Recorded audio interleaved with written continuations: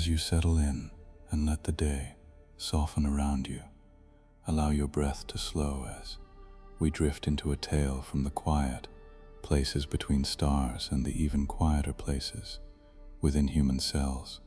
Tonight, you'll follow Dr. Michael Chen, whose late-night studies at Stanford reveal a tiny strand of DNA shared by every person on Earth, 21 letters that behave less like biology and more like a map.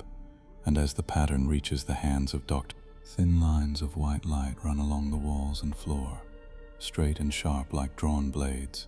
In the center of the lab, a metal ring stands over a narrow bed.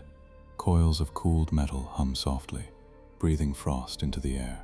Dr. Michael Chen lies on the bed, eyes open, jaw tight. Sensors touch his skin at his temples, his chest, his hands. Above him, a clear shield hangs from the ring. Inside it, a faint blue glow. On a screen beside him, a short DNA code pulses in time with his heart. 21 letters, A, T, C, G, over and over. The pattern that should not exist. In Pasadena, at JPL, Dr. Rebecca Hall sits before a curved wall of displays. Her fingers dance across glass. She sends the stimulation pattern, built from that DNA sequence, across the secure line to Stanford. Starting now, she says into her mic. Current surges through the superconducting coils around Michael. The air shakes just a little. The cameras seize for half a second, then return. The straight light lines along the walls bend a few degrees, as if the room has become soft rubber. Every ruler in the lab grows shorter by a hair, then resets. Every clock falls out of sync by a fraction of a millisecond. Lasers drift off their perfect paths. Michael feels his skin crawl. His breath catches. His fingers dig into the blanket. Without planning to, he starts to speak. Right ascension, 19 hours. His voice is rough and shaky. Declination, -32.9. More numbers spill out. Coordinates he has never seen or studied. At JPL, an alert flashes across Rebecca's main screen. The quantum interferometer, aimed at a quiet piece of sky, spikes bright red. Gravity, heavy and sharp, rises in a region where no star, no planet, no dust cloud has ever been seen. She pulls up old data with a few quick taps. The alien archive near the dead neutron star, the way its mass twisted light around it, the way it waited in the dark. She overlays 3 datasets: the warped space inside Michael's lab, the gravity spike from the empty sky, and the archive maps sent years ago by Dr. Hannah Cole. The shapes match. Back in Stanford, the lines of light slowly straighten. The cameras clear. The coils dim. Michael blinks hard. Sweat runs down his neck. In both labs, no one speaks. The same 21 base DNA sequence in Michael's cells has just linked his nervous system to a hidden mass in deep space and to an alien station near a dead star. Someone has placed a star map inside human DNA. And tonight, for the first time, it has started to answer. By 2087, DNA was no longer a mystery. At least, that was what most people thought. Every child learned the basics in school. 4 letters. Simple rules. Copy, mutate, survive. Scientists could edit genes to stop some diseases, grow clean meat in tanks, and even bring back lost plants. To most of the world, genetics was a tool now, not a puzzle. But to Dr. Michael Chen, it was still a question. He sat alone in his office at Stanford's Genome Center, the soft glow of 4 monitors washing over, stacks of data sheets and cups of cold tea. Outside his window, the campus was quiet. It was long past midnight. On his main screen, lines of DNA rolled by in tight rows. A, T, C, G, billions of bases from across the planet. Each row was a person. Each file was a life. The program he had written compared them all. Every human genome they had legal access to. Samples from every continent, every major group, every ancestry. Hundreds of millions of sequences, stacked up in neat humming servers deep under the building. And inside that mountain of data, Michael had found a ghost. It was a short sequence, only 21 bases long.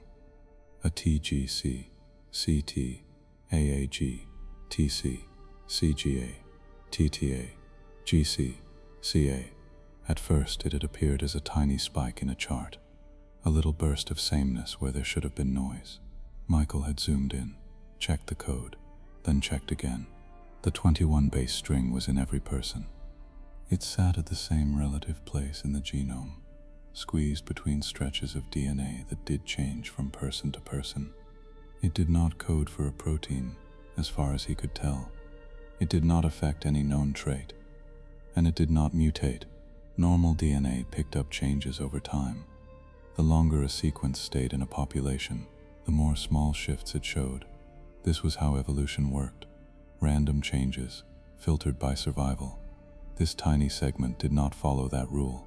Samples from remote villages, samples from crowded megacities, samples from people who had never left their hometowns, and from those who had crossed oceans.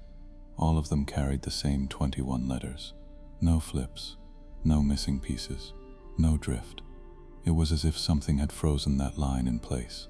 He had tried to ignore it at first. There were always odd bits in the genome, leftovers from ancient viruses, broken genes, noise. But the more data he added, the sharper the picture became. Now his screen showed a world map, dotted with tiny blue points. Each point was a human sample. When he clicked on a point, the same 21 base sequence blinked at him from the bottom of the window. It felt like the pattern was staring back. He rubbed his eyes. Again he muttered, and ran the cross-check one more time. The answer did not change. Knock, knock. Michael flinched. It was late. Most of his team had gone home hours ago. Yeah, he called. Michael flinched. It was late. Most of his team had gone home hours ago. Yeah? The door slid open with a soft hiss. Agent Thomas Reed stepped inside. Reed did not look like the agents in old movies. No dark suit, no tie, no sunglasses at night. He wore a plain gray jacket, a simple ID badge at his chest, and a face that never seemed to show what he was thinking. Still here, Reed said, taking in the glow of the room. Data doesn't sleep, Michael replied, forcing a small smile. Reed's eyes went to the screens at once. He did not move closer, but Michael knew he was trained to take in details from a distance. He would see the map, the repeated code, the charts. You sent another encrypted packet to JPL this afternoon, Reed said. Yes, Michael answered, to Dr. Hall. You approved the connection. I approved a standard research link, Reed said calmly, not a high-security genome dump to a deep space lab. It wasn't a dump. Michael sat back, trying to keep his tone neutral. It was a narrow sample, just this sequence. 21 bases. It's in the report. I read the report, Reed said. That is why I am here. He stepped a little closer, still outside arm's reach. Explain to me again, Reed said, why a tiny piece of human DNA needs to go to a team that studies distant gravity fields. Michael turned his chair fully toward Reed. Because it shouldn't exist, he said simply. Not like this. Look. He brought up the stability graph. A line that should have been jagged was smooth. Too smooth. This sequence is perfect, Michael said. Or at least, it has stayed the same for a very, very long time. No sign of selection pressure. No sign of drift. Nothing. It looks like static data that was dropped in and then locked. Locked by what? Reed asked. Michael hesitated. He hated saying the next part, but it was true. It does not fit known biology, he said. At least not on Earth. It fits the idea of a designed marker much better. Something meant to stay the same, no matter how the rest of the genome changes. Designed, Reed repeated. It could be a natural fluke, Michael added quickly. But the odds are low, very low. Reed watched him without blinking. And that makes it a biosecurity issue. Maybe, Michael said, or maybe it's older than any disease. Maybe it's harmless and just sitting there. But there is something else. He tapped a key. The sequence expanded, each base taking a square on the screen. 21 bases, Michael said, prime length in terms of codons. If you map triplets to numbers, you can interpret this as data instead of code for a protein. When I ran it that way, he stopped. He had not told Reed this part yet. He had been afraid it would sound crazy. Reed folded his arms. You think it is a message, the agent said quietly. I think it might be data, Michael replied. Patterns in biology can carry information. Viral genomes are full of it. But this is in everyone. I sent it to Rebecca because she is very good at seeing structure in short strings. And if it is a message? Reed asked. Who put it there? And why is it in every human? Michael looked back at the world map. Every dot glowed like a tiny lighthouse. I don't know, he said. Reed stepped closer to the desk now, studying the numbers. The last time our species met something not of Earth, Reed said. It killed thousands before we understood even a little of what we were touching. Michael knew he meant the dead neutron star station, the alien archive. It had burned mines, crashed ships, and warped fields in ways that still scared engineers 30 years later. It also let humans in, Michael said quietly. It shut everyone else out. Dogs, chimps, uplift projects, other species from the Alliance. It allowed only humans to cross certain thresholds. We never learned why. And you think that is connected to this? Reed asked. I think it might be, Michael said.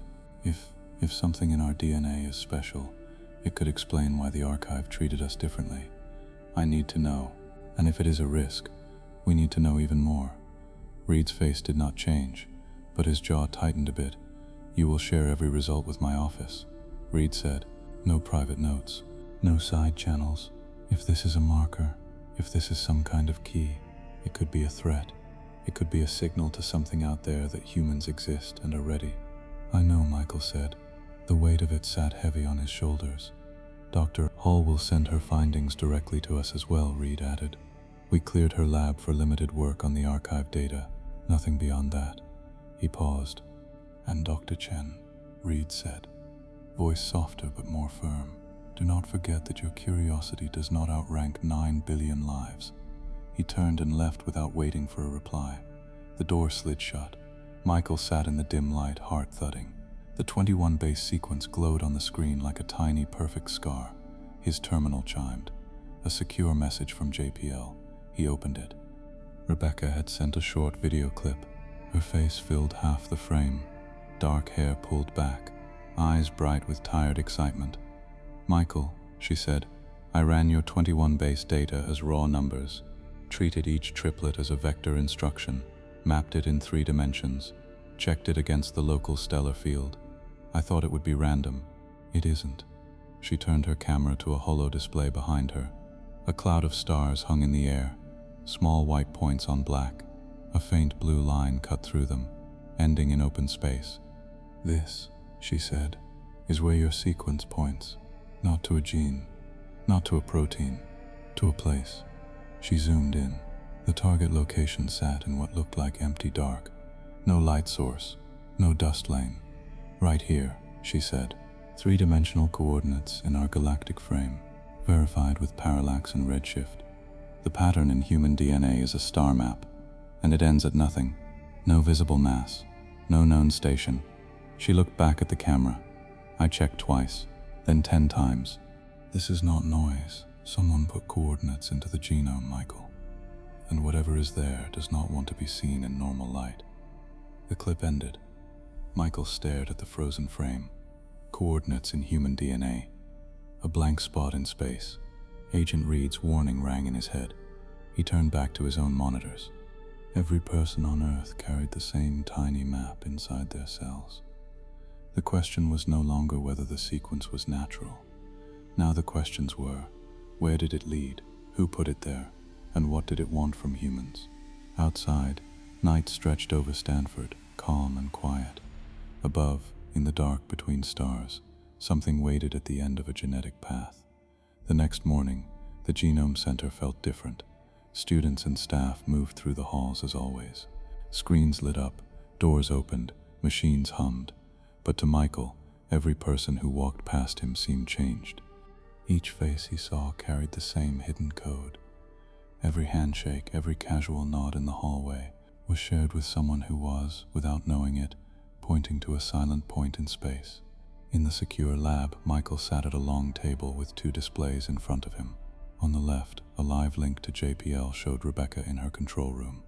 On the right, a separate feed blinked with incoming data from another source.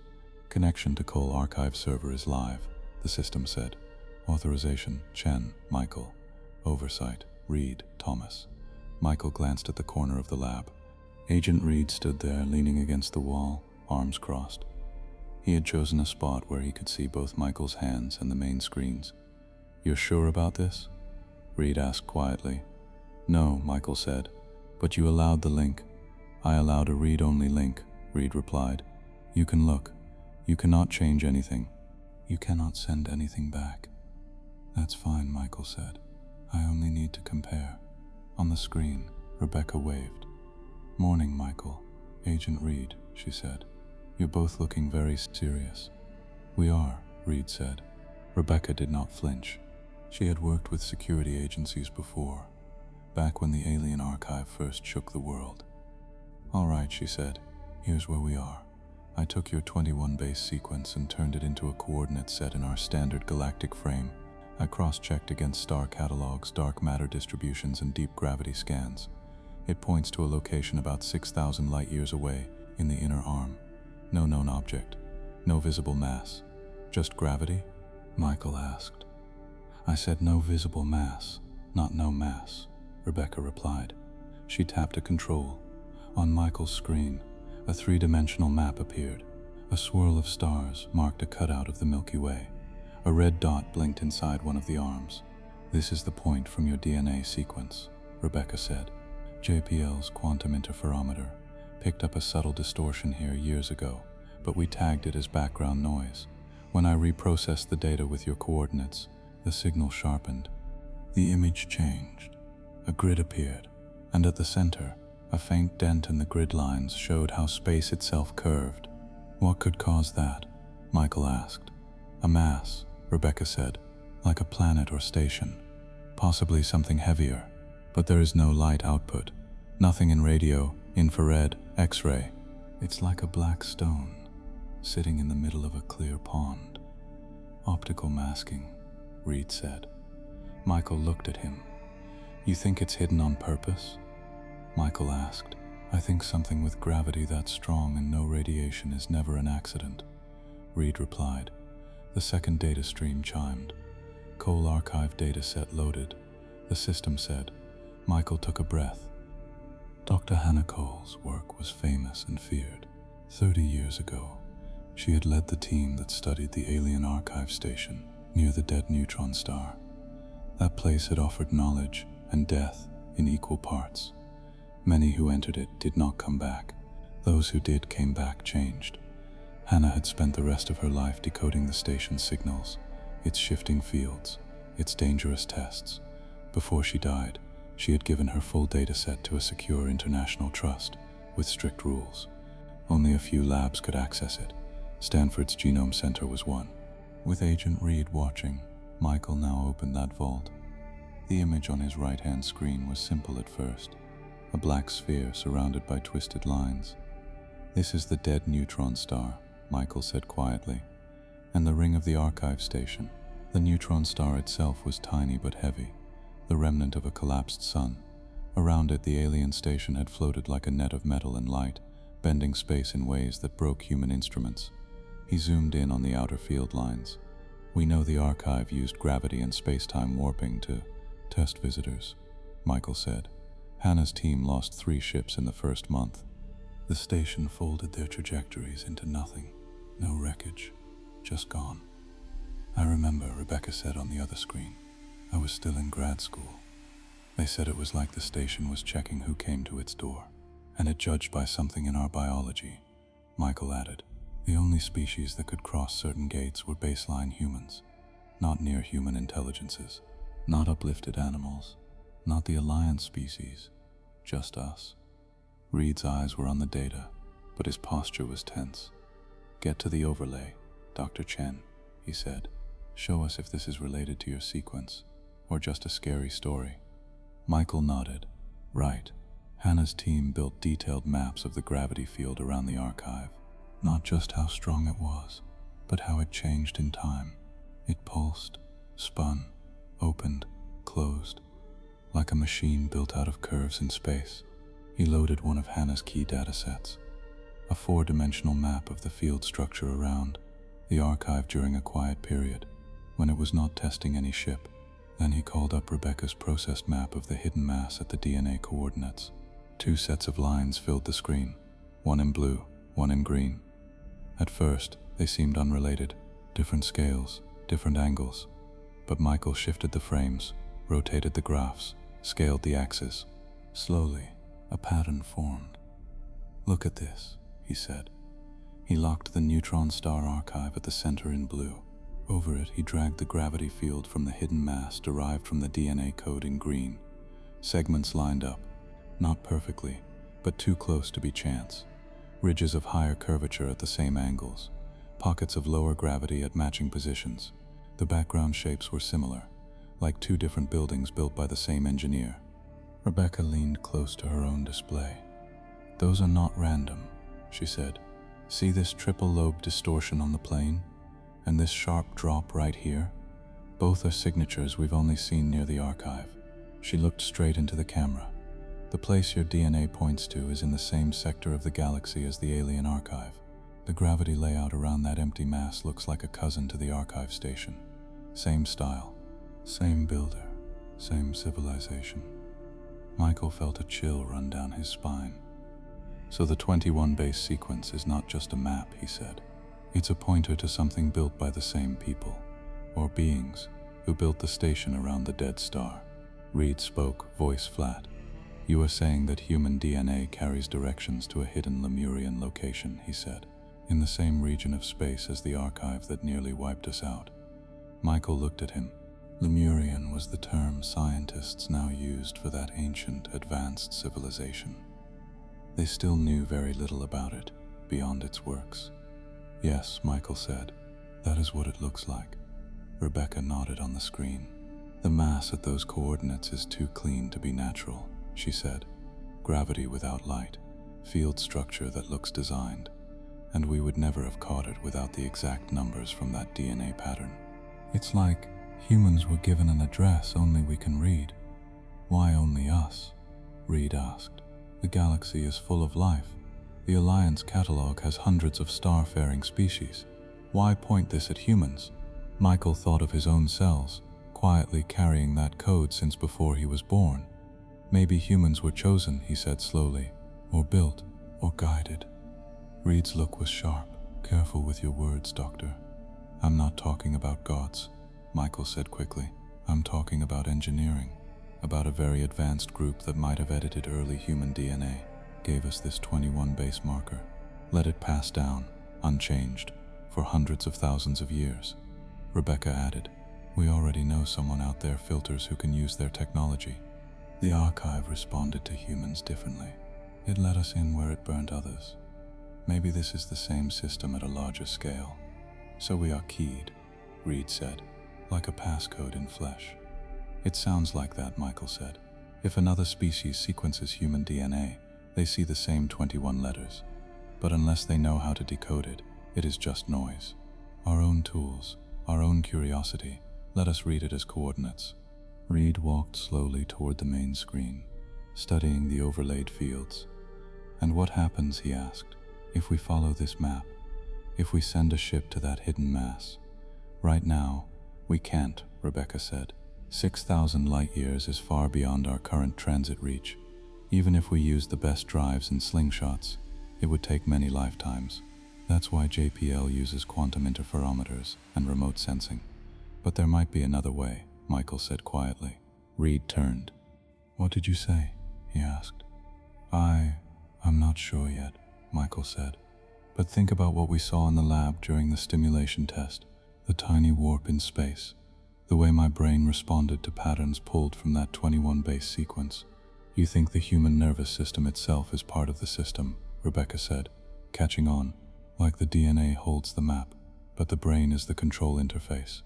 Michael nodded. "The alien archive reacted to human presence," he said. "Not just ships or metal. It tested minds. Hannah's notes hint that some of the safest passes through the station came when people were in certain mental states.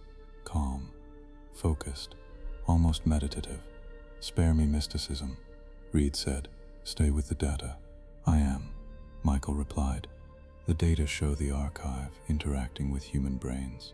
My test showed that stimulating my brain with signals built from the DNA map can nudge local spacetime a tiny bit. And now we see that the map points to a hidden, Lemurian-style mass in the same sector as the archive." Rebecca leaned back in her chair. "This starts to look like a full navigation system," she said. "DNA stores the coordinates. The brain, when driven in a very specific way, can couple to Lemurian spacetime tech. And somewhere out there, near that dead star and near this hidden mass, is the main structure they built." Reed's jaw tightened. "And you want to keep pushing this," he said, "even after you have connected human biology to a lethal alien technology and a secret object in deep space." "We do not know it is lethal by design," Michael said. "The archive could have been a test site, a filter. Yes, it was deadly, but it also protected some species. It taught us things about gravity we never would have learned. Our power systems, our orbital habitats, our deep scan arrays, they all came from safer parts of Hannah's work." "And from thousands of deaths," Reed said. Silence hung in the lab. Michael looked down at his hands. "I think this matters," he said at last. "Not just for science, for who we are. If someone wrote instructions into our DNA, they did it for a reason. Maybe they wanted humans to find that hidden structure. Maybe it holds answers about why the archive treated us as special. Or warnings, or tools, or a weapon," Reed said. "Or that," Michael admitted, "which is why you are here. Which is why we are doing this inside secure walls instead of dumping it online." Rebecca's face softened a bit. "Tom," she said, using his first name for the first time. "With respect, the map already exists.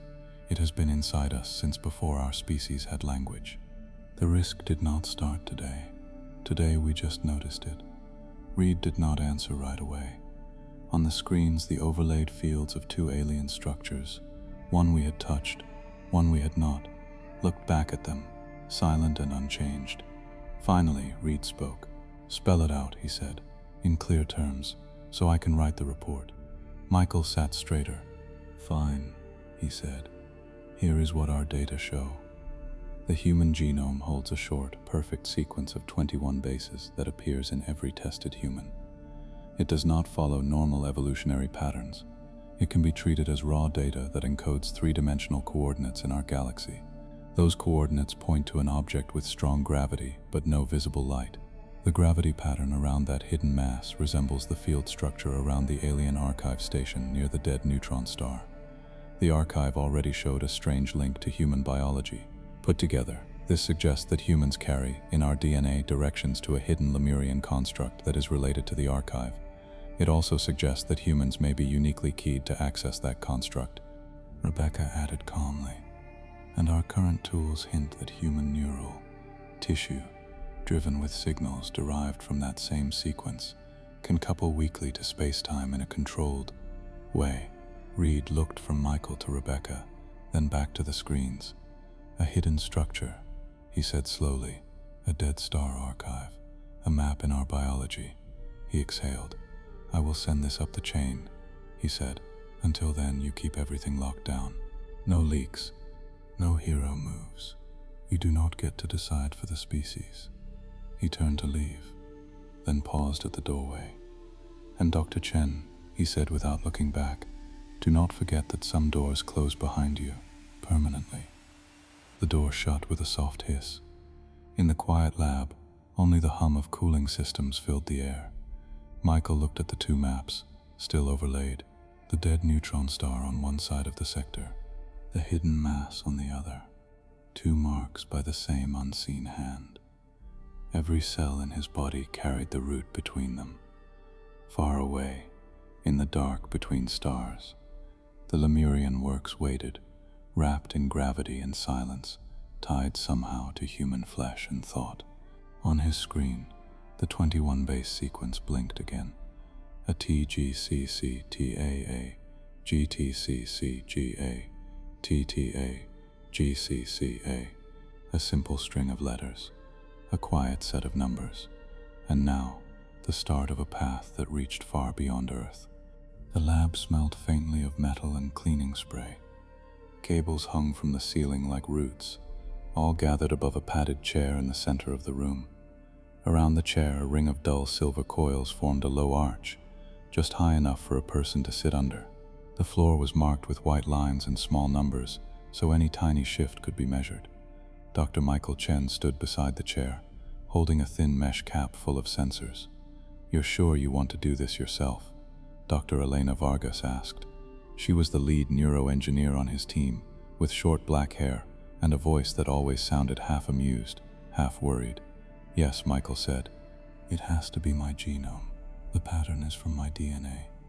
If the system is keyed to humans, it might be keyed even more tightly than that." Elena frowned. "Keyed to an individual," she said. "You think whoever did this set up personal codes?" "I don't know," Michael admitted. "But if the map and the interface are linked, starting with a mismatched brain might give us bad data. Or save your life," Elena said. Agent Reed stood near the door, hands in his pockets, eyes on everything. "What safeguards?" he asked. Elena pointed to the panels along the wall. "Hard current limit on the coils," she said. "If anything rises above that, the system shuts down. Independent kill switches at my station, at Dr. Chen's station, and in your hand."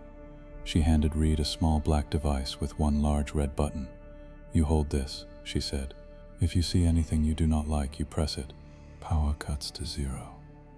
Reed turned the device over once, then slipped the cord around his wrist. "And his brain?" Reed asked. "How do we make sure it does not melt?" "It will not melt," Elena said, a little stiff. "The stimulation is very low. We are not shocking him. We are sending patterns through transcranial magnetic pulses and mild electric fields. This is not much stronger than what is used in standard depression treatment. The difference is in the pattern itself, not the strength." Reed looked at Michael. "And we do not know what that pattern does," he said. "That's why we're here," Michael replied.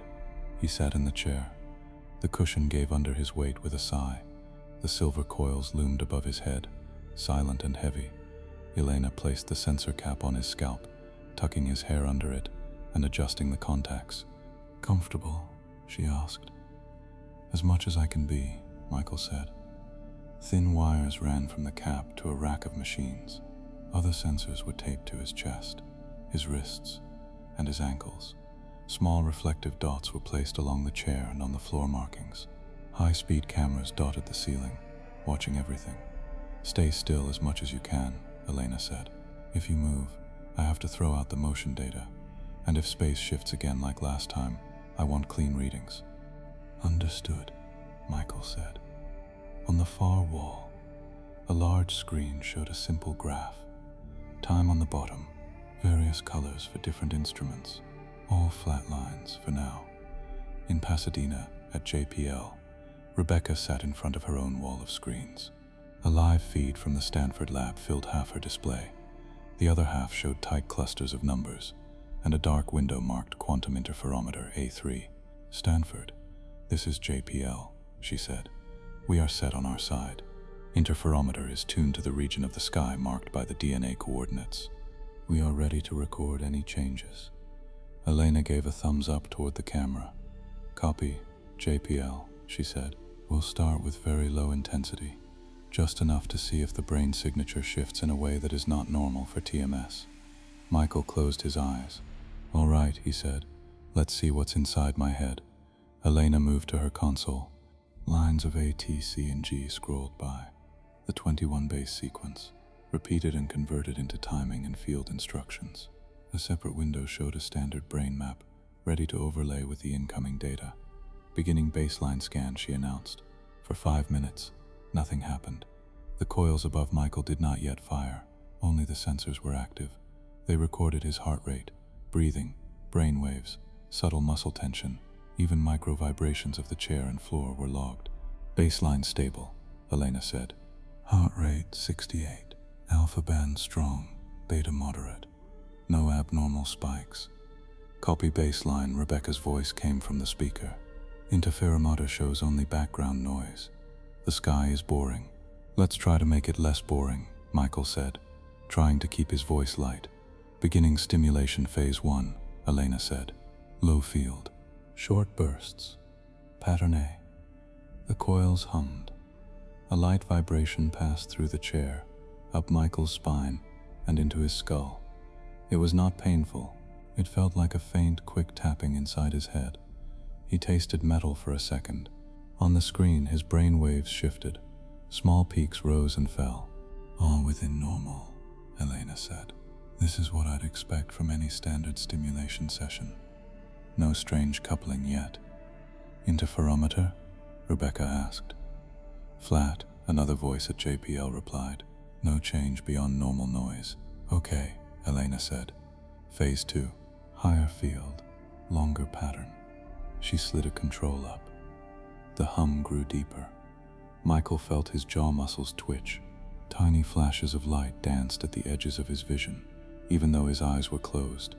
Images rose in his mind, half-formed, not memories exactly. Shapes, curves, a feeling of something large, smooth, and far away. Report, Michael, Elena said. Feels stronger, he said, like someone drumming fingers on the inside of my skull. I'm seeing little sparks, but that's standard. I had that when I tested other TMS systems. Elena, look at this, one of her assistants whispered. The brain map had changed. Parts of Michael's visual cortex were active, as expected. But deeper regions were starting to glow too. Areas linked to balance, spatial sense, and even parts of the parietal lobe. These zones don't usually fire like this under TMS in this configuration, the assistant said. Could be the pattern, Elena replied, still within safe limits. Interferometer is picking up a very faint swing, Rebecca reported. Nothing clear. Could be noise. But the phase matches your stimulation times. Log it, Rebecca added. We'll sort it later. Michael swallowed. Phase 3, Elena said. This is where we move from a generic TMS protocol to the exact timing derived from the 21 base pattern. She took a breath, then sent the command. The hum shifted into a new rhythm. It was not a simple beat. It rose and fell in strange steps, some fast, some slow, some overlapping. Michael's world tilted. Not the chair, not the room. Inside his mind, something slid sideways. The sense of up and down loosened, like he was falling and standing still at the same time. His heart sped up. Report, Elena said sharply. I'm still here, Michael said. His voice sounded thick to his own ears. Space feels wrong. Wrong how? Reed asked. Like, angles are off, Michael said. He squeezed his eyes tighter. Corners don't feel like 90 degrees. I know that doesn't make sense. On the screen, his brain map lit up like a city at night. Multiple regions fired in synchrony. Visual, spatial, prefrontal, deep midline structures, even parts of the temporal lobe linked to memory and language. This is not a seizure, Elena said quickly, more to herself than to anyone else. Patterns are too ordered. Is forming a network, not losing control. JPL, status, she called. The interferometer just spiked, Rebecca said. Her voice was tight, magnitude above background by a factor of 10. It's happening in phase with your pattern B. Whatever you're doing to his brain is shaking something out there. It's small, but real. Agent Reed's fingers tightened on the kill switch. How small? He demanded. Local distortion on the order of 10 by 18, the tech at JPL said. Tiny, but it wasn't there before. And the shape, hang on, I'm overlaying. Michael, Elena said, do you want us to stop? He hesitated. The feeling inside his head was strange, but not painful. More like someone was stretching his sense of space, pulling it towards some unseen point. Images grew clearer.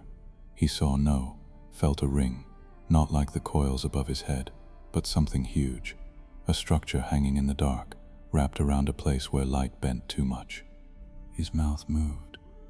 Right ascension, 19 hours, 12 minutes, declination, minus 32.9, distance, 6,000.3 light years. Elena's head snapped up. Hez reciting the coordinates, she said. Same as last time, but with more precision. Interferometer confirms, Rebecca said. Phase lock with the target region. The pattern in his brain is acting like a beacon. Reed took a step toward the chair. Is he conscious? He asked. I'm right here, Michael said, a little annoyed. I can hear you. Describe what you are experiencing, Elena said gently. It's like I'm in a space that isn't space. Michael said slowly.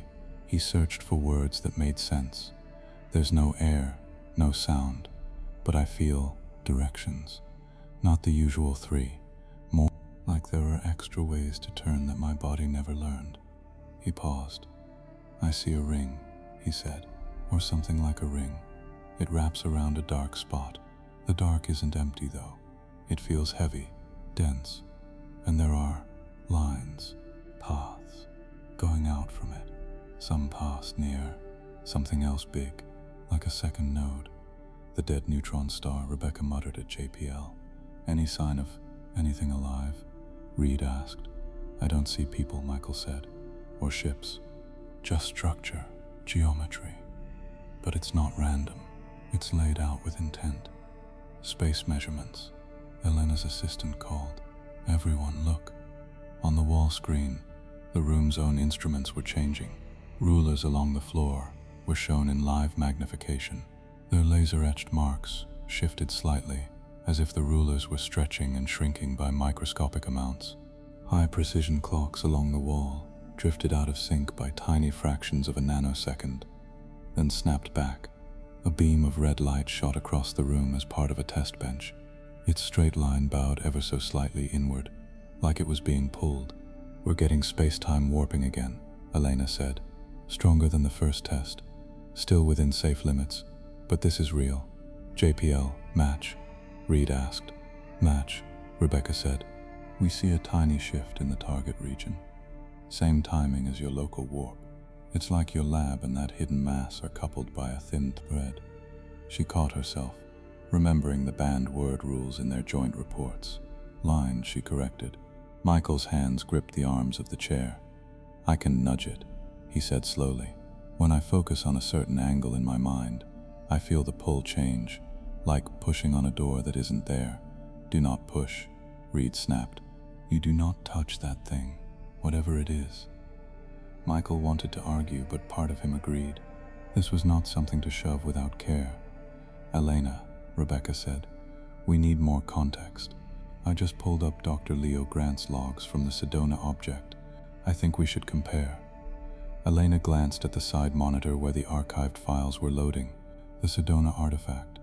30 years earlier, a team in Arizona had dug up a strange crystal-like object deep under red rock. It bent light in odd ways.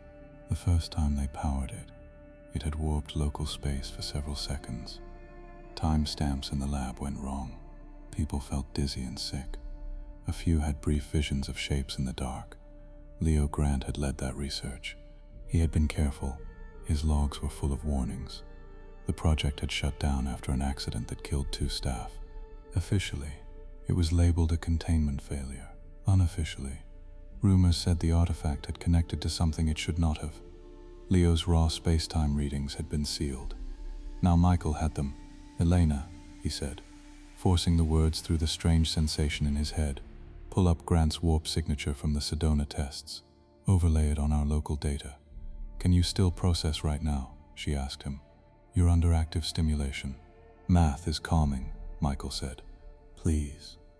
She swore under her breath, then opened the Sedona files. Curved lines filled the smaller screen, showing how space in the Sedona lab had bent over time. Tiny peaks, sudden drops, strange loops. Elena sent a copy to JPL. Rebecca, can you rotate and scale these to match our local warp graph? She asked. Already on it, Rebecca said. Her fingers flew. On the Stanford main screen, 2 sets of curves appeared. Blue for today's lab warps, red for the old Sedona readings. They did not just look similar. They matched. When Rebecca shifted the phase and adjusted for instrument differences, the curves overlapped almost perfectly, the same tiny bumps at the same relative times.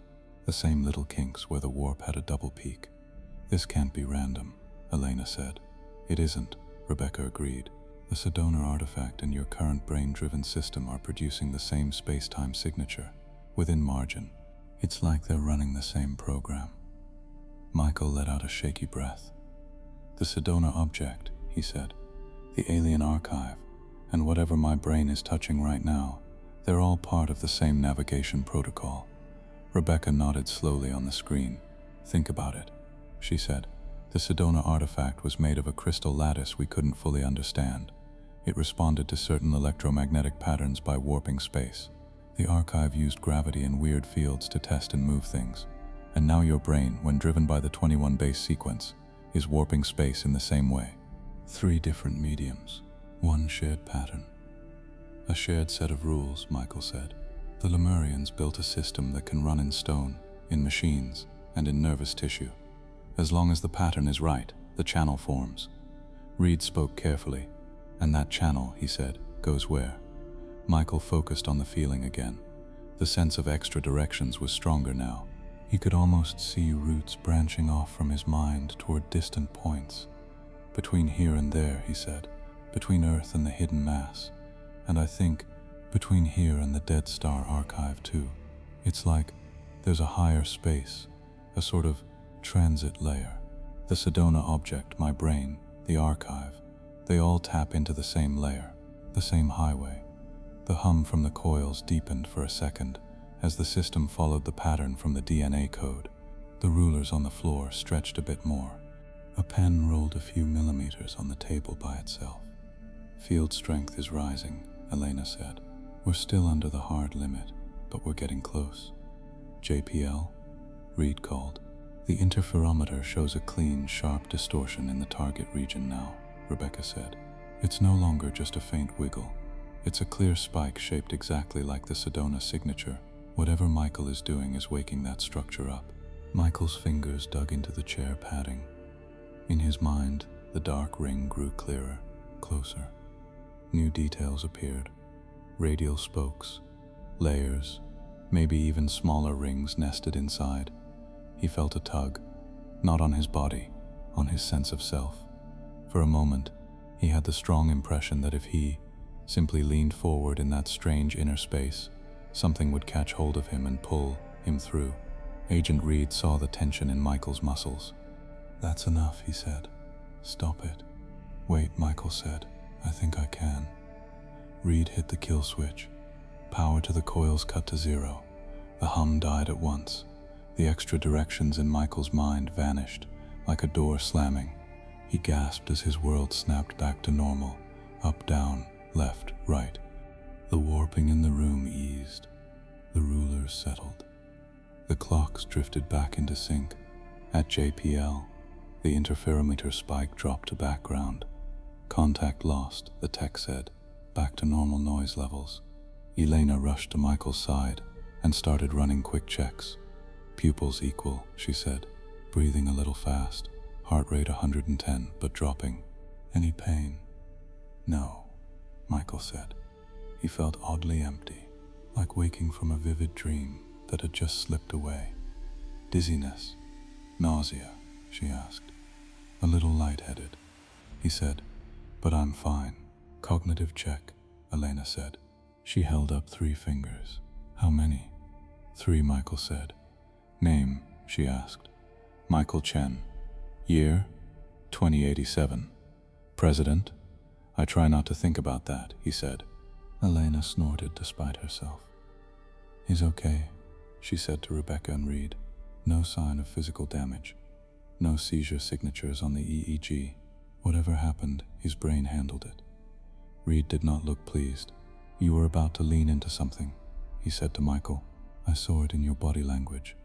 What did you feel? Michael swallowed. I felt a pull, he said, like there was a path from my mind to that structure. And if I followed it, I'd go somewhere. Not sure if just my perception would move, or something more. Reed stepped close enough that Michael had to look up to meet his eyes. If I had not cut power, Reed said, would you have followed? Michael thought about that. Yes, he said softly. I think I would have. Do you understand how insane that is? Reed asked. You are about to throw your mind yourself into contact with a technology that has killed more intelligent beings than any war in history. Michael met his gaze. I also understand that whatever that system is, it is tied to us, he said. We carry its map in every cell. The Sedona artifact runs its program. The archive uses its paths. Ignoring it does not make it safe. It just leaves us ignorant. Reed turned away, jaw tight. Rebecca cut in before the tension grew worse. Whether we like it or not, she said, we just proved a few very important things. She held up her hand and ticked off points on her fingers. 1. The 21-base DNA sequence can be used to drive human neural tissue into a state that couples to spacetime in a special way. 2. That coupling produces the same spacetime warp signature as the Sedona artifact. 3. When that happens, our instruments on Earth and a quantum interferometer, light years away, see matching distortions at the exact spot the DNA coordinates point to. That is a full navigation protocol, from code in cells to a distant structure, Elena added. And 4. The system is sensitive. Small changes in Michael's mental focus shifted the shape of the warp. That means the human brain is not just a key, it's a steering wheel. Michael sat back, letting that sink in. A key and a steering wheel. Humans were not just carrying a map, they were built as pilots. If the Lemurians designed this, he said slowly, they didn't just want us to find that place. They wanted us to be able to open and guide a link to it, probably safer than sending blind automatic probes. A thinking brain can react, adjust, decide, or panic. Reed said, break, obey. Elena shut down the last of the active systems and removed the cap from Michael's head. I'm locking this whole setup, she said. No one runs this protocol again without my direct control and Reed's sign-off. Good, Reed said, because we are not putting any more brains into an alien circuit until we understand more. Michael rubbed his scalp where the cap had left faint marks. I want to see Leo's full logs, he said, not just the warp data, his notes, his thoughts, how he handled the Sedona object. Maybe he saw hints of this connection before anyone else. You'll get them, Reed said, under supervision. Rebecca was already skimming the high-level summaries. Interesting, she said. Leo noted that the Sedona artifact responded more strongly when certain people were in the room, not when it was closer to them physically, but when their brainwaves had a certain pattern. He didn't know why. But look, he underlined this phrase. Artifact appears to favor baseline human neural signatures. Uplifted subjects show weaker coupling. Just like the archive, Michael said, humans strongest, near humans weaker, others shut out. Same preference, same bias. Elena sighed. So we have 3 points on the same curve, she said. The Sedona artifact on Earth, the alien archive around the dead neutron star, and this hidden Lemurian structure, tied to our DNA coordinates, all using the same protocol, all giving humans special access. And humans can, at least in a small way, move space when they run that protocol in their brains. Rebecca said, that suggests we could, in theory, build a transit channel between Earth and that hidden mass. A stable path, not just a tiny lab wobble. Reed rounded on her. In theory is doing a lot of work in that sentence, he said. You are talking about opening a permanent tunnel between our planet and an unknown alien megastructure that has been hiding for millions of years. I know exactly what I'm talking about, Rebecca replied. And I'm not suggesting we rush into it, but denying the possibility won't change the physics. The channel exists as a concept. The Lemurians used it. We just touched the very edge of it. Michael looked at the dark, blank section of the screen where the interferometer readings had just returned to noise. Dr. Grant called the Sedona effect a transit ghost in his private notes, he said. He thought the artifact was trying to link to something that wasn't fully there. A half connection. Now we know what it was reaching for. The same channel our DNA points to. Elena tapped the desk. Sedona object, archive, DNA, brain, she said. That's a closed system. A full loop. The Sedona artifact can start the protocol. The DNA tells it where to go. The archive and the hidden structure are the endpoints, and the human brain can guide the process, She met Michael's eyes. "You just turned yourself into part of an alien starship navigation console," she said. "How does that feel?" He thought about the strange extra directions, the huge ring in the dark, the feeling that something on the other side had noticed him. "Terrifying," he said, "and important." Reed shook his head. "Important or not," he said, "you are done for today. No more tests, no more contact.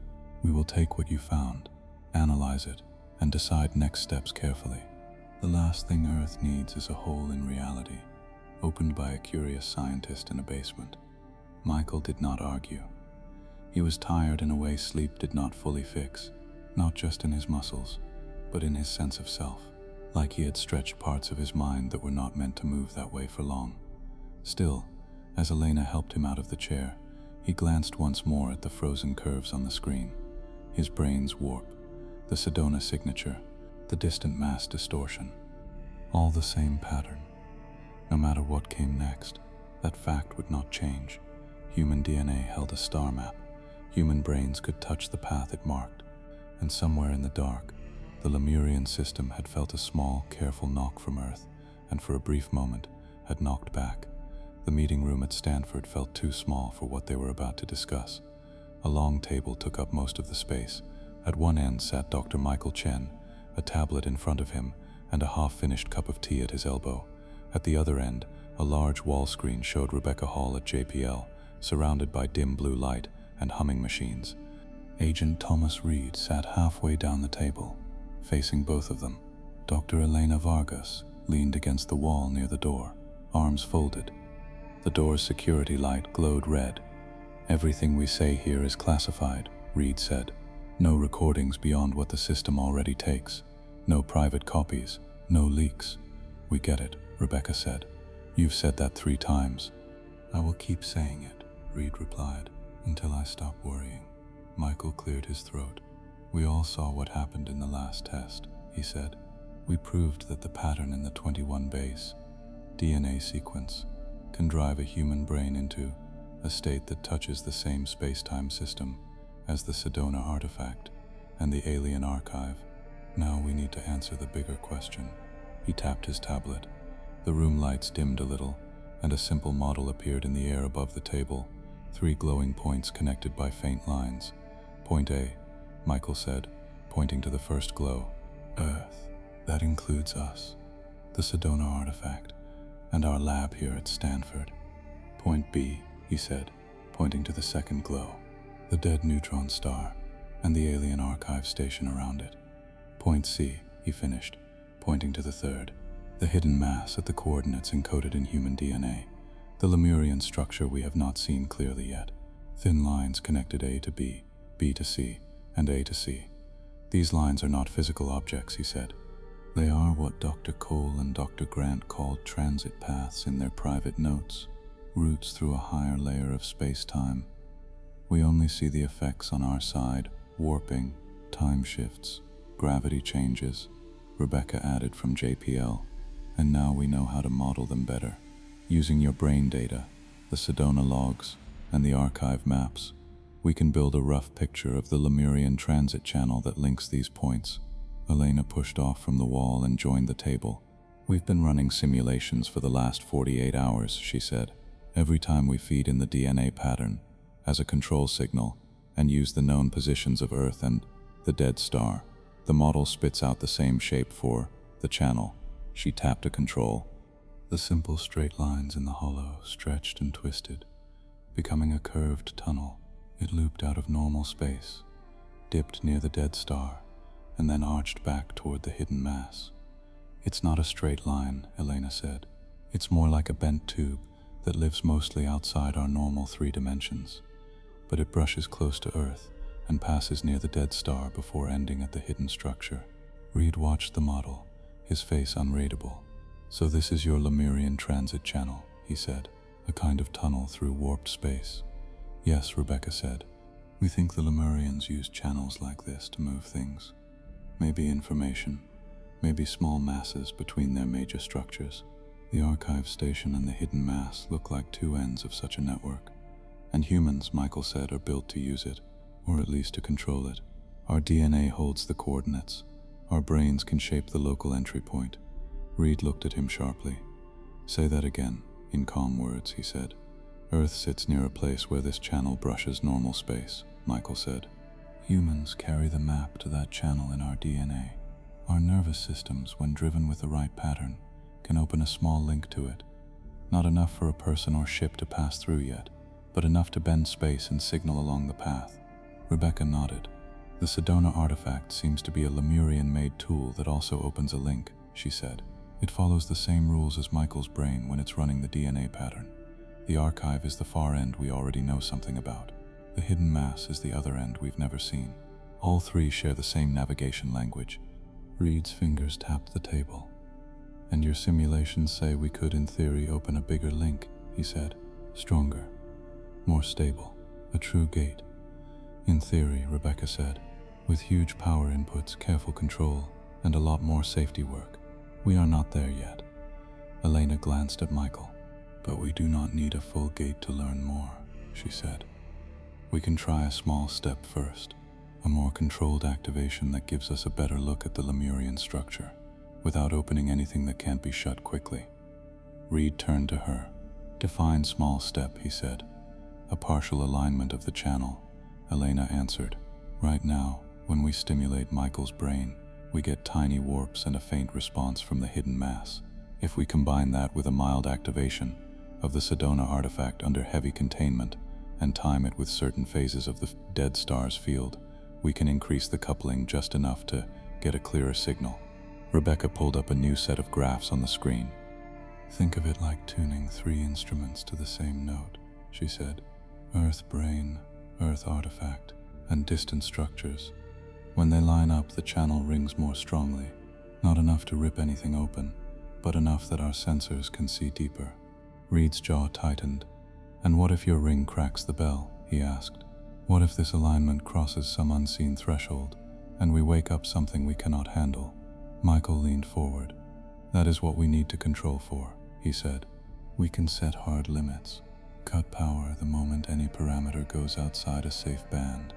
We learned a lot from Leo Grant's mistakes at Sedona, and from Hannah Cole's limits at the archive. We are not going in blind. Reed gave a short, humorless laugh. You call almost linking your mind to an alien megastructure not blind, he said. That test showed where the edge is, Michael said. We backed away. Now we know we can touch the system without falling in. That knowledge lets us design better safeties. Elena added.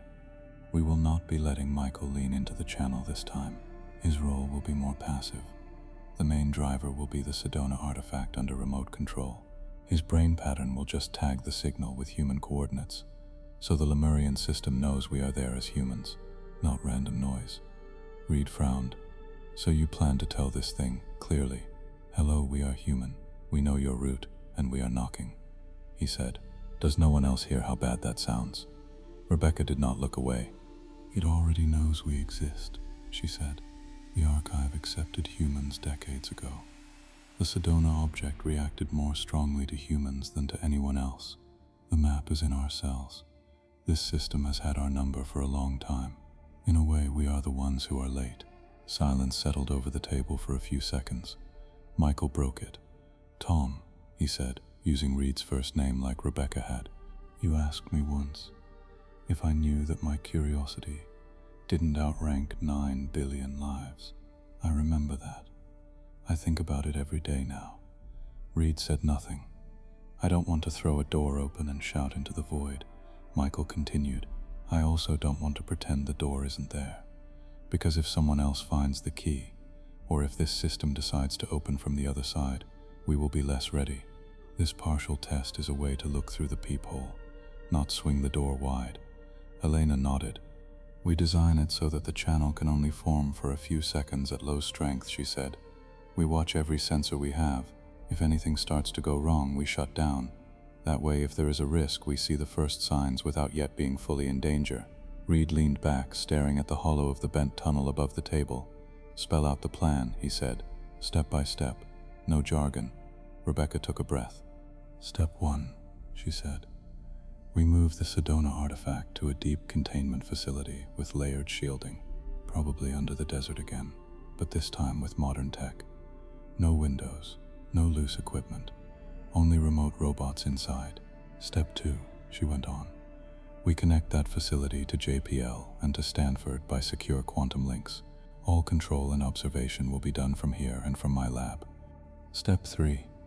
We design a mild activation sequence for the Sedona object, much lower power than Leo used, enough to make it wake up a little and start its space-time pattern, but not enough to build a strong local warp. Step 4. At the same time, we run a very gentle version of the brain stimulation pattern on Michael, or maybe on a synthetic neural network built from human neurons, if we can get that to work. The goal is not to warp space here, but to add the right signature to the Sedona field, like giving our signal a human accent. Step 5. We time this combined signal to line up with a quiet phase at the dead neutron star with the predicted natural alignment of the transit channel based on our model. That way, when we ping the channel, it is as easy as possible for the far structure to answer if it chooses to. Step 6. Elena added, we watch. We use JPL's interferometers, ground gravity sensors, orbital arrays, everything. We try to see down the channel into the hidden mass for just a few seconds. Then we shut everything down, no matter what we see. That last step is not optional. Reed listened, then asked the main question. And what do you expect to see? He said. Rebecca looked at Michael. You first, she said. Michael sighed. Best case, he said. We get a clear gravity map of the hidden structure, like when you scan a building with radar. We might see its size, shape, maybe even internal layers. We could pick up regular signals, repeating pulses, patterns that show it's still active. We might even catch faint signs of stored information if the thing is sending status updates along the channel. Worst case, Reed asked. Worst case, Michael said. We wake up a defense system that sees us as a threat. It could send a pulse back that ramps up our local warps. That might damage equipment, or buildings, or even people if we aren't careful.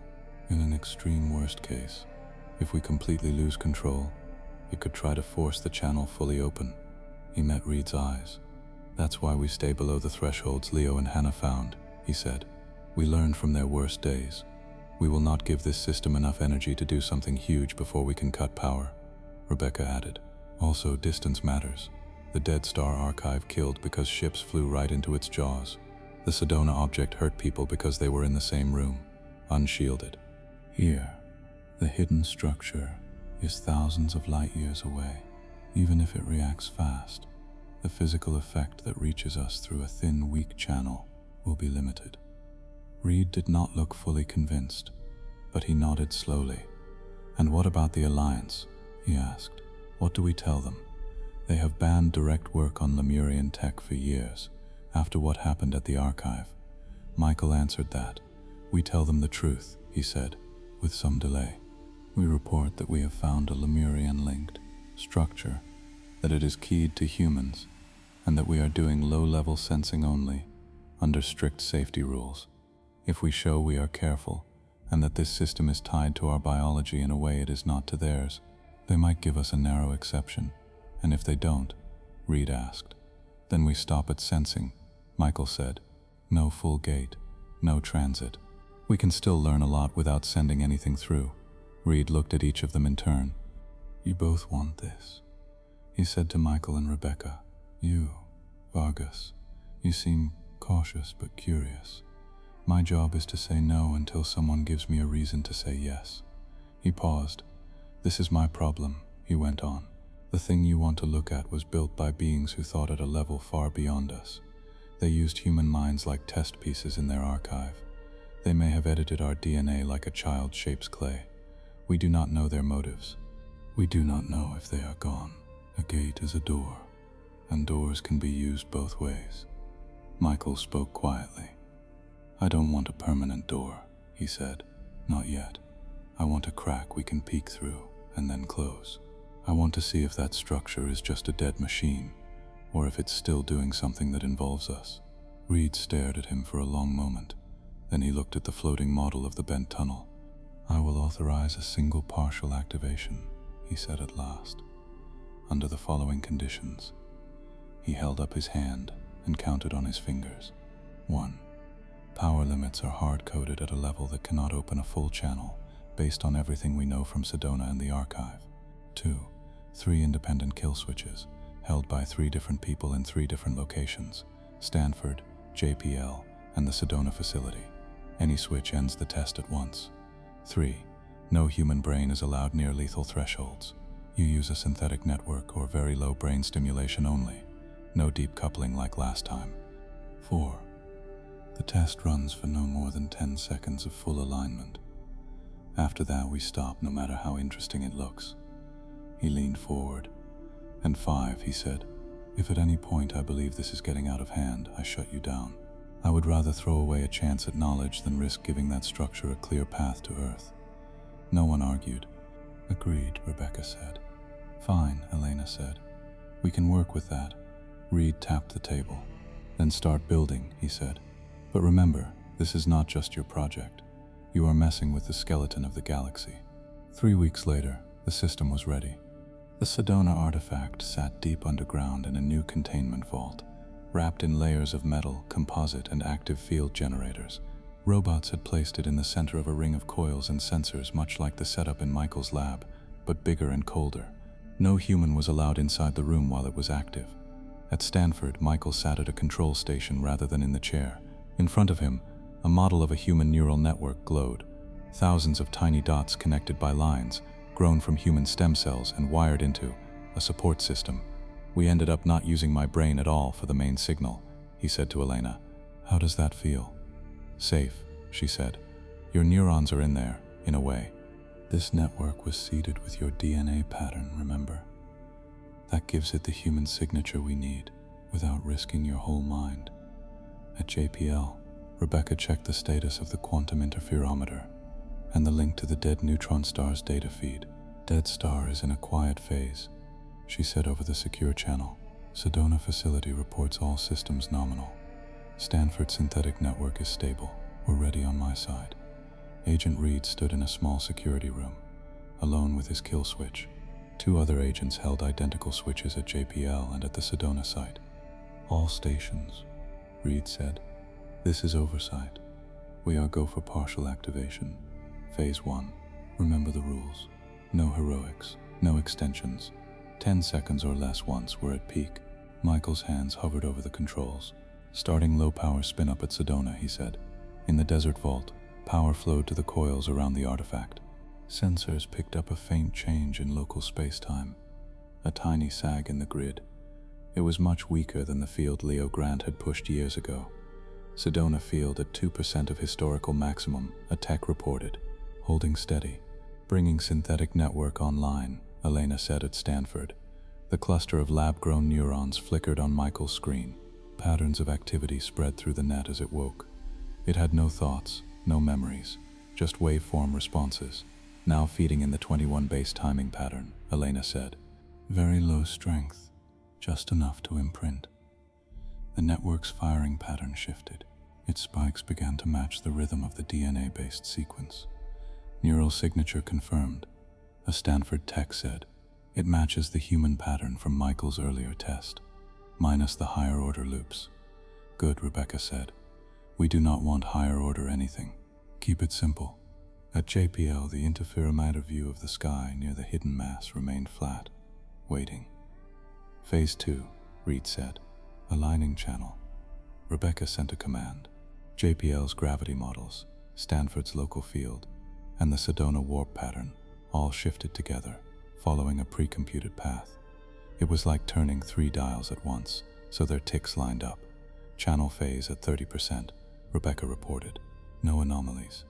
On the gravity map, a faint suggestion of a tube began to appear between Earth and the target. It was not real yet, just potential. 50%, Rebecca said. Minor noise increases, all within expected range. Michael's stomach was tight. He watched the synthetic network. It pulsed in its dish, blind and unaware that its signals were feeding an ancient system. 70%, Rebecca said. Sedona field holding. Hidden mass still quiet at baseline. Reed's finger hovered near his switch. Everyone ready for peak? He asked. Yes, Michael said. Yes, Rebecca said. Do it, Elena said. Phase 3, Rebecca said. Full alignment. Starting 10-second count now. Her finger touched the control. For a moment, nothing seemed to happen. Then the room around Michael tilted. Just a little. The rulers on the far wall shifted. The lights flickered, not from power loss, but from beams bending. In the Sedona vault, the artifact glowed faintly in frequencies no human eye could see. Its internal lattice rang with patterns that matched the 21 base rhythm. At JPL, the interferometer feed exploded into color. There, the tech shouted. Channel formed. Clear spike at target coordinates. The gravity map of the hidden mass sharpened. What had once been a vague dent in spacetime now showed structure. A ring appeared first, a huge smooth loop of compressed space wrapped around a central void. Radio beams connected the ring to an inner shell, like spokes on a wheel. Within the shell, finer detail flickered, nested arcs, honeycomb layers, and faintly, something like stacked plates. Lemurian construct confirmed, Rebecca said, voice shaking. Size on the order of several astronomical units. That's bigger than our whole solar system's orbit out to Mars. It's not just a station, Michael whispered. It's a complex, a full structure. We've only ever seen pieces before. This is the main body. Lines of energy moved along the spokes, slow and steady. It's active, Elena said. Those are not random. That's a system running. Suddenly, new spikes appeared on the graph. Signals, Rebecca said.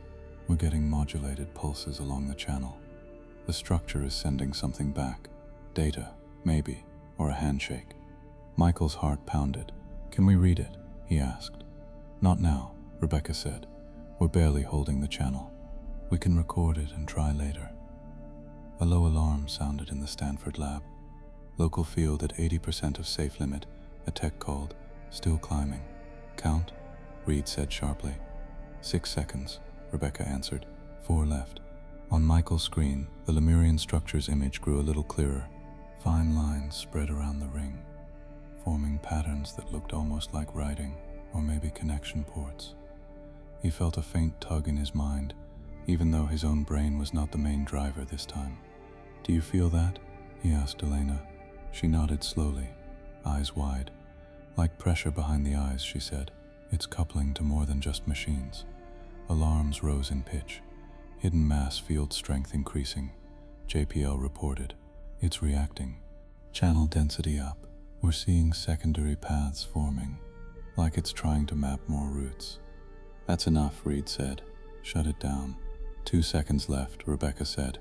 We can shut it down, Reed repeated louder. He hit his switch. At the same instant, the other 2 switches were pressed in JPL and Sedona. Power cut. The Sedona coils fell silent. The synthetic network's pattern flattened to a natural idle. The faint tilt in the Stanford lab eased. Rulers slid back. Clocks lined up again. On Rebecca's screen, the image of the Lemurian structure faded, breaking into noise. The clear spikes along the channel dropped back to static. Contact lost, the JPL tech said. Channel collapsed. Rebecca leaned back in her chair, breathing hard. We got it, she said softly. We really saw it. In the Stanford room, no one moved for a few seconds.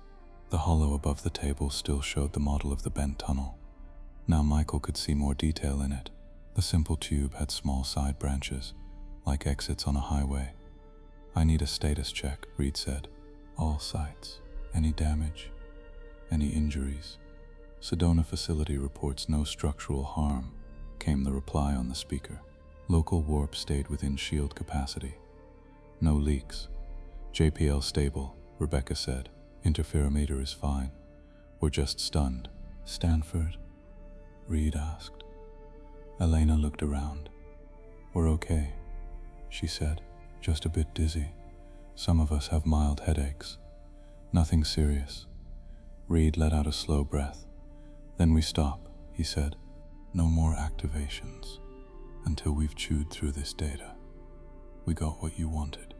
Proof of the structure. More than proof. A glimpse. That's enough for now. Michael did not argue. He was tired again, but this time in his bones, not his mind. The 10 seconds had felt longer, stretched out by the weight of what they had seen. Still, as the systems powered down, he could not stop thinking about the image on Rebecca's screen, the huge ring, the inner shells, the pulsing lines.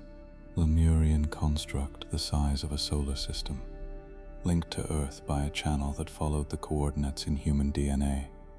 "Do you know what this means?" Rebecca said, more to herself than to them. "We were right. The galaxy is shaped by these things. They are not just random dead relics. They are network nodes, and humans are wired into at least part of that network." Elena rubbed her temples.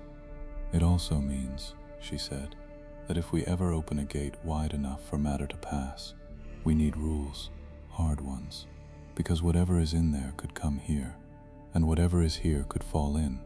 Reed nodded. "From this moment," he said, "any future portal we even think about must follow the DNA's coordinate system and the safety limits we set today. No side paths, no experiments with random targets. The only way we touch this channel is through the key that is already in us." Michael looked down at his own hands. Skin, bone, blood, and in every cell, the 21 base code that had led them to this point. "You realize," he said quietly, "that this gives humans a unique place in the galaxy, not because we are better, but because we were chosen, or built, or marked." Rebecca met his eyes on the screen. "It means we have a duty," she said, "to learn enough to keep this from destroying us, and to decide, as a species, what to do with a road only we can drive." Reed stood up. "I will take this to the Council and the Alliance," he said. "They will scream. They will argue. Some will say we should bury all this under a mountain and forget it. Others will want to rush to open a full gate and claim whatever lies inside." He looked at Michael. "You will give me clean write-ups," he said. "Facts. No drama. No promises. You'll have them," Michael said. As Reed left the room, the hollow above the table spun slowly, the model channel curving through emptiness. Michael gathered his notes, but his eyes kept drifting back to the image of the Lemurian structure frozen on his tablet. The ring, the spokes, the layers. It was there. It had always been there, waiting for a species that carried a tiny, perfect map in its own flesh. For now, the channel was closed. The lab was quiet. Earth was safe, but the choice they had seen today would not go away. Someday, humans would have to decide whether to open that door wider or seal it forever. Either way, the path would still run through the same 21 bases. ATGC, CT, AAG, TC, CG, AT, TA, G, C, C, A. A small code with a long reach, tying human minds to a dead star, a hidden ring in deep space, and a very old question about who had written our story into our cells. The sky over Stanford was clear. Michael stood outside the Genome Center, looking up. The campus lights were dimmed for the night, so the stars showed a little brighter than usual. Most people saw random points of light. He saw roots. He saw the dead neutron star, far off in the dark. He saw the place the 21 base sequence pointed to, where the huge Lemurian ring hung in invisible gravity. He saw the thin, strange line that his team had traced between the two, brushing close to Earth like a hidden path. His watch buzzed softly. "Council briefing in 10 minutes, the reminder said. He took a last look at the sky and went back inside. The main conference room had changed since their first big meeting months earlier. New displays lined the walls. A wide hollow map filled the center of the table, not with a simple tunnel now, but with a complex picture of the Lemurian network. Dozens of nodes, some known, most only guessed, glowed faintly. Thin arcs of calculated transit paths arched between them. Near the edge of the map, 3 points were bright. Earth, the dead neutron star and its archive, the hidden ring structure keyed to human DNA. Michael sat near the center of the table. On his left, Elena tapped through a series of last-minute checks. On his right, a screen showed Rebecca's face from JPL, her background alive with shifting graphs. Agent Reed stood near the far wall, arms folded, watching. The World Council delegates appeared on the main screen one by one, each in a small window with their flag or symbol in the corner. Several Alliance representatives joined as well. beings of different shapes and colors, their translators turning their speech into clear human words. Dr. Chen, the council chair, said, "Thank you for joining us. We are here to hear your final summary before the global vote." Michael nodded. "Thank you," he said. "You'll keep this simple." He stood and walked to the holomap. He touched Earth. It glowed brighter. "Everything started with this," he said, "a 21-base DNA sequence found in every human. At first it looked like nothing, just a short, perfect pattern that did not change." He tapped a control. The 21-base string appeared in the air. ATGCC, TAAGTCCGATT, AGCCA. "We learned that this string is data," he said. "If you convert it properly, it becomes a set of three-dimensional coordinates in our galaxy. That coordinate points to a hidden mass. No light, strong gravity." He touched the second glowing point, the hidden ring, using the dead neutron star archive data from Dr. Hannah Cole, the Sedona artifact logs from Dr. Hannah Cole, Leo Grant, and our own experiments. We learned that this hidden mass has the same field structure style as the archive. It is a Lemurian construct, a huge ring and inner complex, the size of part of a solar system. He tapped the third point, the dead neutron star. "We also learned that humans are special to this system," he said. "The archive around the dead star allowed only baseline humans to cross certain gates. The Sedona artifact responded more strongly to human brains than to anything else. Our 21-base sequence is stable in humans and keyed to this hidden mass. No other species in the Alliance carries it." He opened his hand, showing all 3 points at once. By stimulating a human brain and later a synthetic neural network with patterns derived from the 21-base code, we could slightly warp local spacetime and make a small, safe connection to the hidden structure. The spacetime signature matched the Sedona artifact exactly. The JPL interferometers saw matching warps at the target coordinates at the same time. "We ran a controlled partial activation," he said. 10 seconds. Low power, with 3 kill switches. In that time, we got a clear gravity map of the Lemurian ring. We saw that it is still active. We recorded return signals that included a coded version of our 21-base pattern. Rebecca spoke up from JPL. "The return signal looks like a handshake," she said. "We send our key. The structure sends it back in a modified form. That is how secure systems recognize valid partners. This system still treats the human 21-base pattern as valid. It knows us." One of the Alliance delegates, a tall, thin being with translucent skin, lifted a hand. "Do you believe Lemurians still live inside this structure?" the translator asked. Michael shook his head. "We have no proof that any Lemurians are still alive," he said. "Everything suggests this is an automated system running on its own. But it is a very smart system.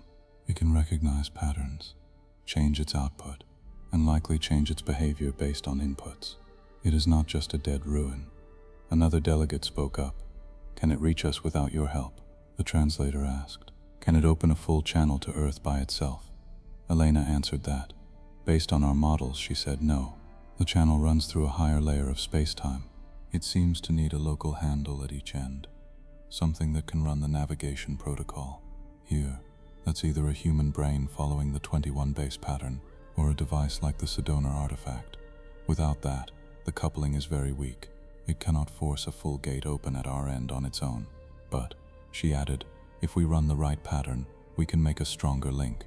In time, with more power and bigger systems, we could open a true transit gate. Matter, signals, maybe even minds could pass both ways." That was the heart of it. The council chair leaned forward. "Dr. Chen," she said, "you know what we must decide.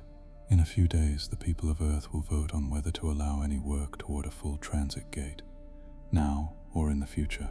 Before they vote, they will see a summary of your findings. We need you to state, clearly, what you think we should do." The room felt very quiet. Even through the screens, Michael could feel billions of eyes hanging on his next words. He did not speak right away. Instead, he looked around the room at the people who had walked this path with him. Elena, arms folded, smart and tired and brave. Rebecca, on a screen, steady as always. Agent Reed in the shadow near the wall, still watching, still guarding. He thought of Hannah Cole and Leo Grant, long gone but present in every line of data they now used. He thought of the 21 base code, sitting quietly in every cell of every person on Earth. "I will answer in 2 parts," he said at last. "First, what I think we must do as scientists and as a species, now." He touched the hollow. The view zoomed in on the Lemurian ring.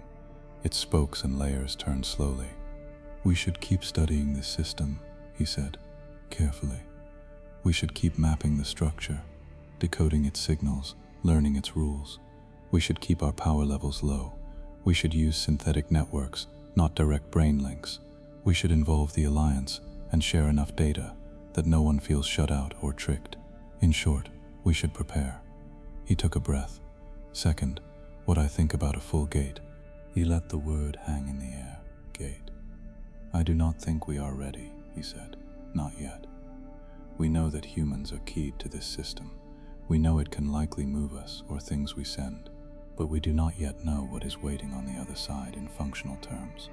We do not know what tests it might run, what conditions it might impose, or what automatic responses might trigger if we arrive in the wrong way." He looked straight into the camera. "So I say this, do not open a full transit gate now. Not this year, not next. Do not rush, but do not promise never either. Give us time to learn. Set strict conditions. Require another global vote when we reach a clear technical point where a gate is possible. Make sure that if we ever do it, it is by choice, with knowledge, not by accident or fear." He spread his hands a little. "My job was to find the truth about the 21 base pattern and its link to alien tech," he said. "We found that truth. Our DNA holds a star map and a navigation key to a Lemurian transit channel. That channel can, in theory, be opened into a gate.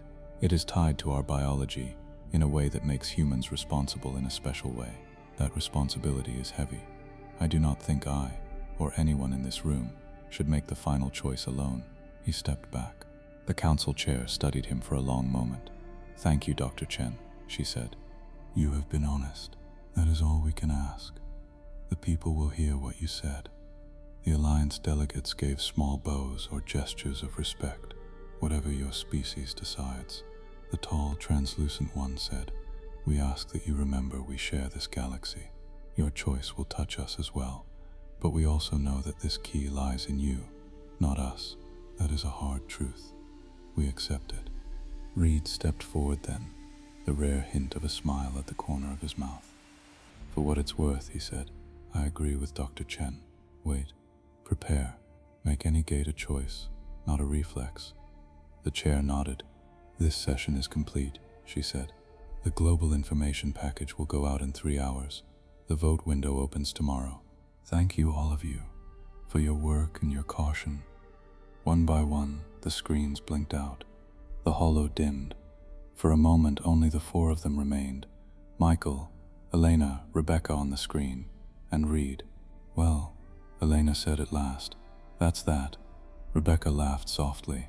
"Now we just have to wait for a few billion opinions," she said. Michael sank back into his chair, suddenly very tired. Reed put a hand on the table.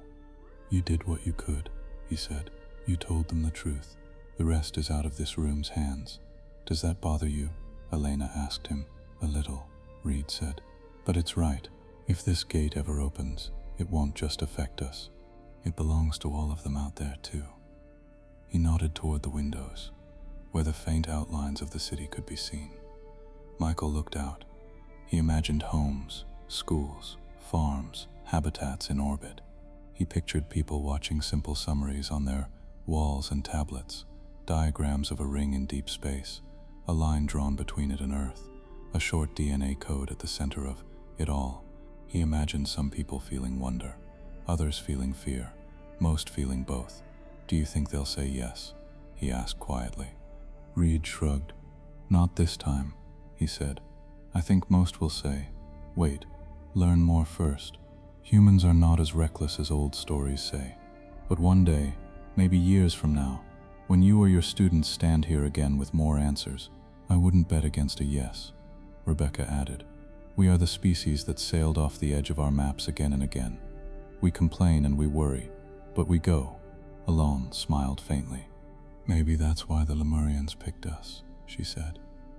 They needed someone who would be careful enough to think, but stubborn enough to step forward anyway. Michael thought of the 21 bases again, so small, so exact. He remembered lying in the ring of coils, feeling impossible angles. He remembered the second when the Lemurian ring had seemed close enough to touch. There was a part of him that still wanted to feel that again. There was another part that wanted to keep Earth forever safe and small. Both parts were human. Days later, the results came in.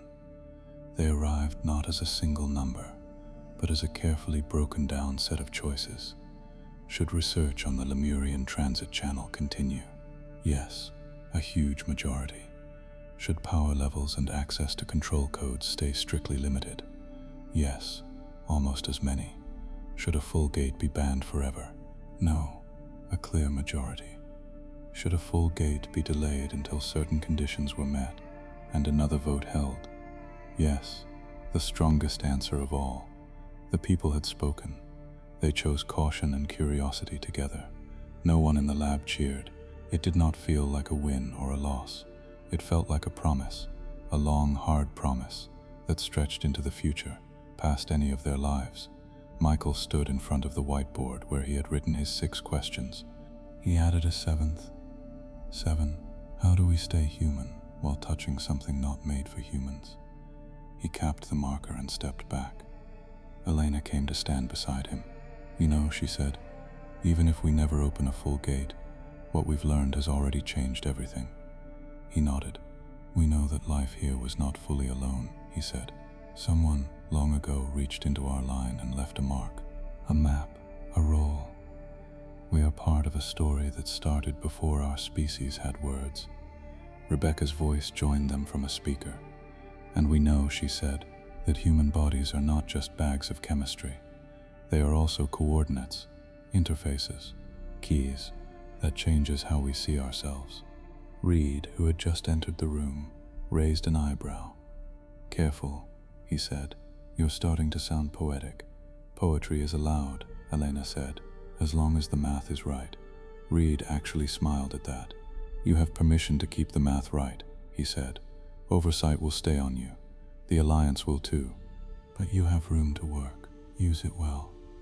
He looked at Michael. And don't ever forget that the channel listens, he added. Whatever you send into it, it remembers. I won't, Michael said. He meant it. That night, alone in the neural lab, Michael sat by the quiet coils again. He did not turn them on. He did not need to. In his mind, he could still feel the shape of that strange higher space, like a hand tracing the air where a doorway once stood. He took a small tube from his pocket. Inside was a white card with a line of black letters printed on it. A TGCC, TAA, GTC, CGA, TTA, GCC, A, the 21 base sequence. He had printed it years ago, when it was still just an oddity. It had sat in his drawer through everything that followed. He placed it on the bench. This is you, he said softly. Tiny and stubborn. You were here before us. You'll be here after us, in some form. He imagined distant future scientists, or descendants, or whatever humans became, looking at the same code and smiling at how simple it was. He imagined someone, someday, standing at the edge of a fully formed gate, with that sequence in their cells, taking the first real step through. Whoever you are, he said to that imagined person, I hope we left you enough to choose well. He turned out the light. The lab went dark, except for the steady blink of sleeping machines and the faint glow of the card from a nearby status LED. Outside, the stars continued their slow courses. Far beyond them, the Lemurian ring worked on, silent and strong, part of a network that had shaped the galaxy for ages. Between Earth and that ring, the transit channel lay quiet, its paths folded up, waiting. It would not force itself open. It would wait for the pattern it knew, the human code to call it. The story of how, or whether, that call would ever become a true gate was not written yet. But the starting line was clear. 21 bases, a curious mind, and a species finally old enough to see that its own DNA was not just a record of where it had come from, but also a map of where it might go.